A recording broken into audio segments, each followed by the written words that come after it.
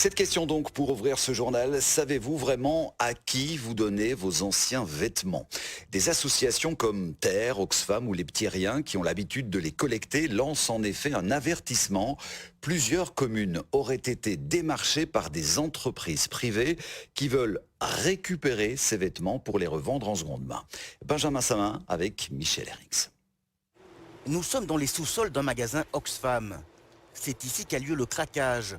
Ce terme désigne le tri des vêtements collectés. Ils viennent notamment des bulles de dépôt. Et parmi les dons, il y a régulièrement des pièces qui attirent l'attention. Des beaux sacs ou des vêtements de marque, des vêtements haute couture. Ces catégories de vêtements se trouvent en général sur Vinted pour donner encore plus de valeur. Et cette valeur attire de plus en plus les entreprises privées qui veulent en faire de l'argent à moindre coût. Pour ce faire, elle démarche avec comme objectif de remplacer les ASBL et les structures à finalité sociale. Ils contactent notamment des administrations communales, des bourgmestres, des échevins en leur proposant de l'argent. Donc simplement en leur disant, ben voilà, écoutez, moi je veux bien déployer un réseau, vous payez 5, 6, 10 000 euros par an pour déployer un réseau à la place des Petits Riens, de Terre ou d'Oxfam. Ici à Beaumont, les vêtements sont ramassés par la société privée Curitas, à ne pas confondre avec Caritas. Elle verse à l'entité 20 centimes par kilo de vêtements récoltés. Une autre entreprise, Coletex, vient de se présenter, comme le prouve un document interne que nous nous sommes procurés.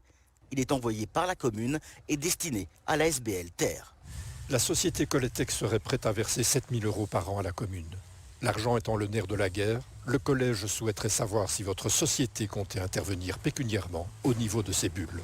Ici, on se retrouve finalement avec une situation complètement absurde ou kafkaïenne, c'est qu'on demande à des entreprises d'économie sociale, donc à des ASBL, à des associations, de financer quelque chose alors qu'elles sont là pour collecter et elles-mêmes financer des projets et des actions sociales. Donc c'est vraiment, on marche sur la tête, quoi. Et chez Oxfam, il suffit de monter un étage pour voir que l'offre plaît aux clients. Il y a souvent des marques qui sont un peu plus chères, mais qui est moins cher que dans le magasin où vous l'avez acheté, bien sûr. Mais franchement, moi j'aime bien. Des bonnes affaires à faire. À fond, à fond, ça c'est clair.